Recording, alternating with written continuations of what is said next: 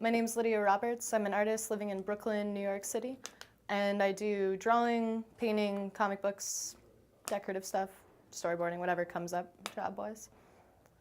My art training traditionally was in fine arts and illustration, and I did some summer programs at MICA and SVA. MICA, the one I did there was for oil painting, and then at SVA I did a comics summer program.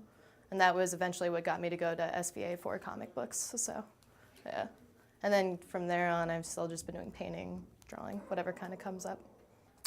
I grew up reading syndicate comics, like all the newspaper ones, and I was a huge fan of Calvin and Hobbes, probably like a lot of kids were. Bill Watterson was a huge role model for me. Blew my mind with all the dinosaurs and aliens and landscapes, but I didn't really seriously entertain an idea about comics until in high school. I went to go see a show when I was living in Albuquerque up at Santa Fe, and it was called Art Grotesque. And it had, they had placemat drawings by Charles Burns. They had a bunch of crazy fine artists as well, but they also had Jimbo in Purgatory by Gary Panner, and they had Charles Burns' Black Hole. And up until then, I had no idea that comic books could be alternative or actual storylines or just weird and grungy. I always just kind of thought newspaper or superheroes.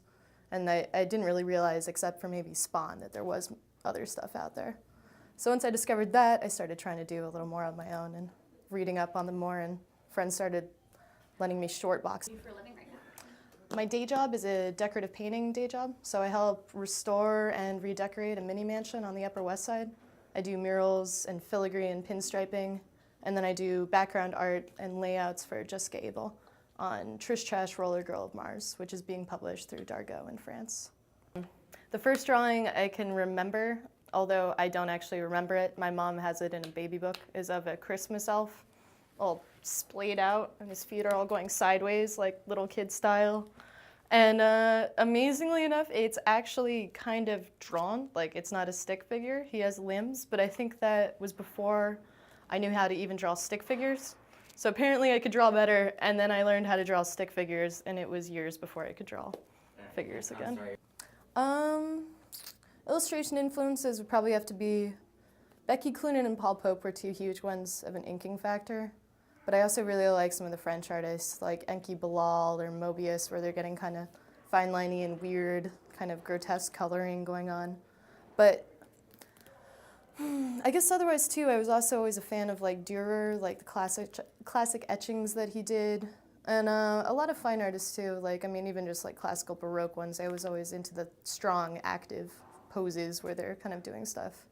And I grew up being a junkie for sci-fi movies and weird action flicks, so it definitely carries over to my work now. But kind of gritty. I like doing sprays, kind of like Ralph Steadman does, but definitely I'm not as hatcheted out as he is. Don't have that kind of frenetic line work.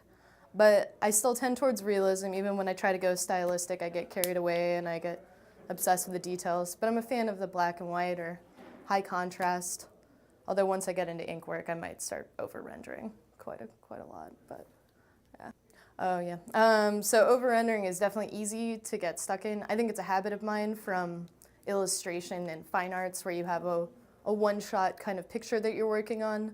Especially when you're on a large scale, you have the ability to go into little areas and you can kind of make them little gems. But if you're working on a comic book or something that's a little smaller or might not be viewed, if you start over-rendering, it can get busy or cluttered.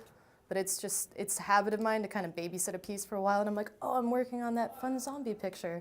I want to draw like zombies for this long time, and I'll get into all their blood, guts, and gore, and then I nerd out for a while, and I kind of forget that I've got to pull back, and the piece might have been better if I'd done it a little faster, had less details going on all over the place.